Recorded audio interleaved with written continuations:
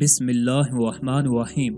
حضرت عبداللہ بن مسعود رضی اللہ تعالیٰ عنہ سے روایت ہے کہ رسول اللہ صلی اللہ علیہ وسلم نے فرمایا، وہ آدمی جنت میں داخل نہیں ہوگا جس کے دل میں ذرہ برابر بھی قبر ہوگا، یعنی تکبر ہوگا۔ ایک آدمی نے عرض کیا، یا رسول اللہ، آدمی یہ چاہتا ہے کہ اس کا کپڑا اچھا ہو، اس کا جوتا بھی اچھا ہو۔ آپ صلی اللہ علیہ وسلم نے فرمایا، اللہ جمیل ہے اور جمال کو پسند کرتا ہے۔ قبر تو حق کے مقابلے میں اترانے اور لوگوں کو حقیر سمجھنے کا نام ہے۔ اس حدیث سے یہ بات معلوم ہوئی کہ جائز حد کے اندر لباس میں، رہائش میں زیبائش یعنی خوبصورتی اور نفاست اختیار کرنا اور اپنے جی کو خوش کرنا دین کے خلاف نہیں ہے، البتہ یہ سب لوگوں کے سامنے بڑا بننے کے لیے اور دوسروں کو حقیر جانتے ہوئے کی جائے تو یہ کبر اور غرور ہے اور اس کا نتیجہ جہنم ہے۔